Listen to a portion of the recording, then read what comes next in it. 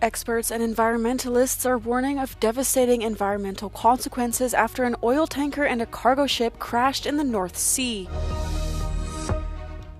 Talks between Ukraine and the US have begun in Saudi Arabia as both sides look to put an end to the war. In an exclusive interview with Euronews, Minister for European Affairs Benjamin Haddad explains the importance of no longer relying on the US to safeguard its interests. Greenland opens its polls to around 41,000 eligible voters for its parliamentary elections. Experts and environmentalists are warning of devastating environmental consequences after an oil tanker and a cargo ship crashed in the North Sea. The jet fuel that poured into the ocean is highly toxic to marine life. There's an irony that crude oil is the least toxic of the oils that get spilled into the oceans. And there are bacteria, there are microbes that break down the crude oil. When it gets to things like refined oils, like the jet fuel, that has a much higher toxicity. If you like, it's concentrated by the refining process. And so the impact of that on life in the oceans will be devastating. On Tuesday morning, the fire that burned for more than 24 hours on the oil tanker was largely extinguished. The Dutch company Boskalis has been asked to salvage the tanker. Dat betekent dat het eerste wat we nu gaan doen is met name ook met temperatuurmeters op schepen die we daar gemobiliseerd hebben. Dichter bij het schip komen om proberen temperatuur te meten. Dat mogen we nu ook. Tot nu toe mochten we niet in de buurt van het schip komen, met name ook niet in de buurt van het containerschip. En dat had alles te maken met giftige gassen die daar mogelijk vrijkwamen. The collision triggered a major rescue operation which was called off late on Monday with 1 out of 37 crew members still missing. British police arrested a man on suspicion of manslaughter as they searched for answers about the cause of the crash.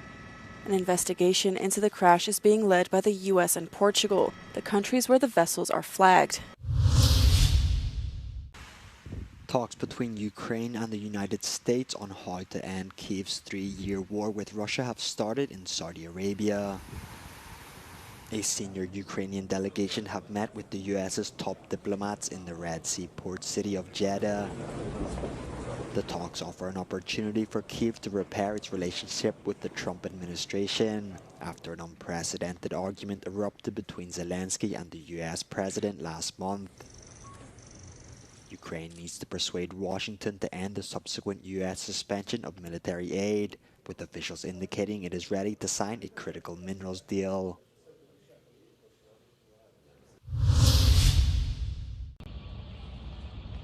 At least one person was killed in Ukraine in overnight Russian attacks across the country. Several buildings caught fire in Odessa, including fuel tanks, a residential house, and a warehouse of children's toys, according to local authorities.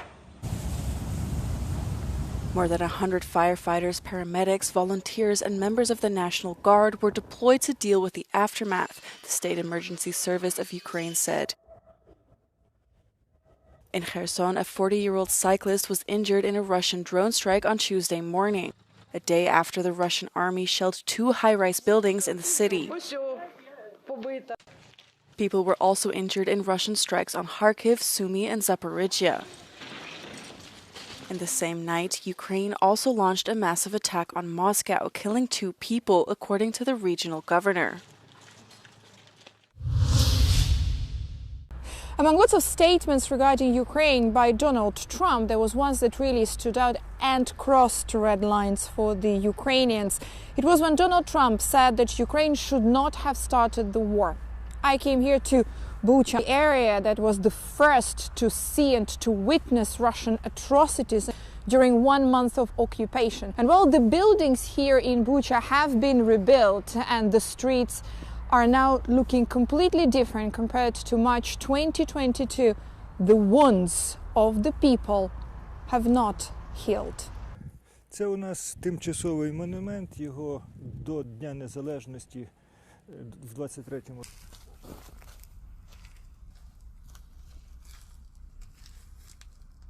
509 імен.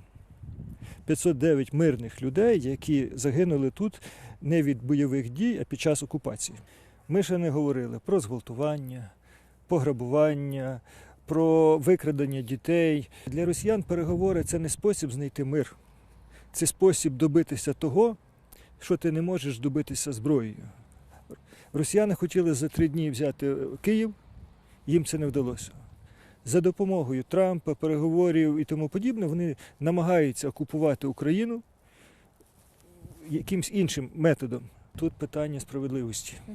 От що непокоїть, що коли говорять переговори, ніхто не говорить про злочини, ніхто не говорить про відповідальність.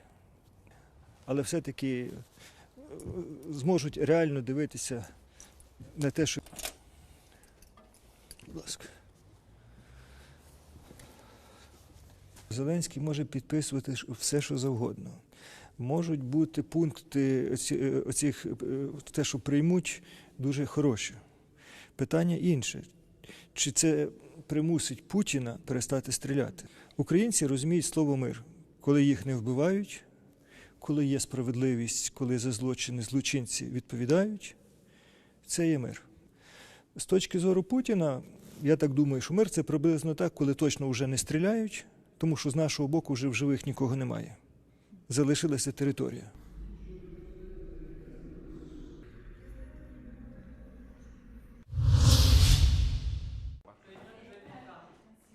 Europe and the US will always be allies, but Europe can no longer rely on the US to safeguard its interests.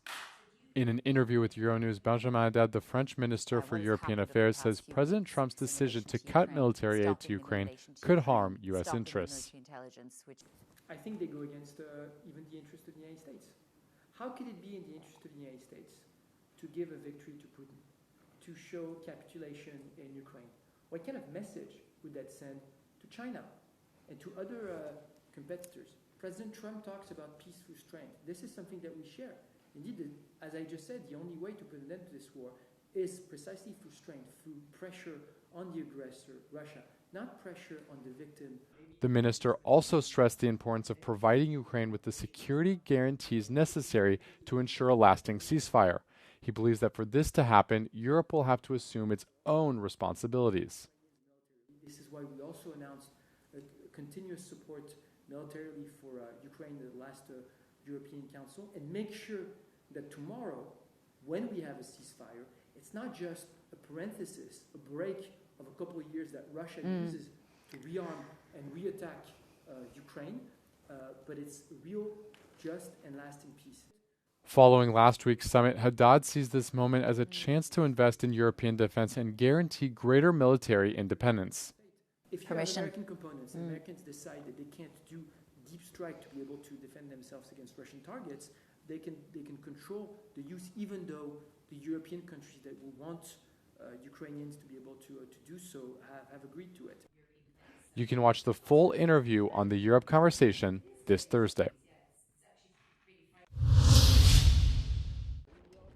Greenland opened its polls for parliamentary elections on Tuesday. Around 41,000 people are eligible to vote and 31 lawmakers will be elected. Several parties are participating in the election, including the left-wing party Inuit Ataqatigiit, led by incumbent Prime Minister Mute Bourup, and the Simut, which has led the parliament in the past. Unofficial election results are expected soon after 10 o'clock this evening. Greenland occupies a strategic location in the North Atlantic, halfway between the US and Russia, and contains rare earth mineral primal in driving the global economy.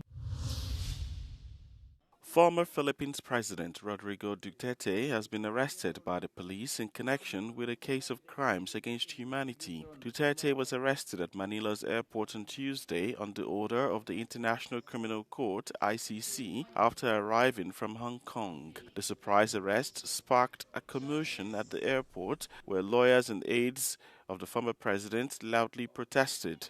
The ICC began investigating drug killings under Duterte as possible crimes against humanity more than a decade ago. Quest'opera non ha alcun tipo di interesse pubblico.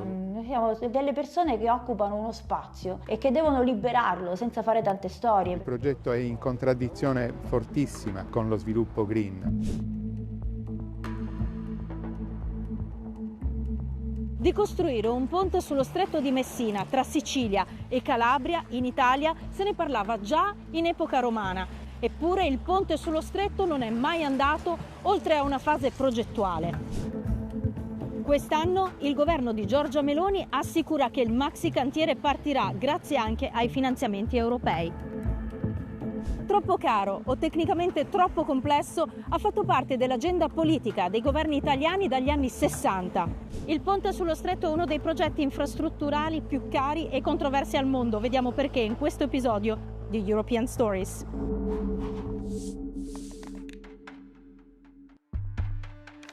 Il progetto del ponte sullo stretto di Messina prevede di collegare l'isola italiana della Sicilia alla regione Calabria tramite strada e ferrovia.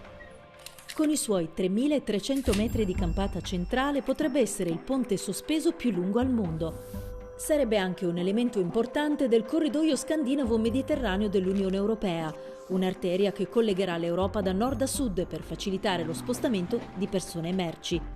Stando alle ultime stime, quest'opera faraonica costerebbe 13 miliardi e mezzo di euro. L'Unione Europea ha stanziato 25 milioni per coprire la metà dei costi del progetto della parte ferroviaria del ponte. Il governo intende utilizzare parte di altri fondi europei destinati allo sviluppo delle regioni più svantaggiate del sud per coprire l'ultimo aumento nei costi del ponte. I critici affermano che l'area in cui dovrebbe essere costruito è nota per l'elevata attività sismica, sollevando problemi di sicurezza.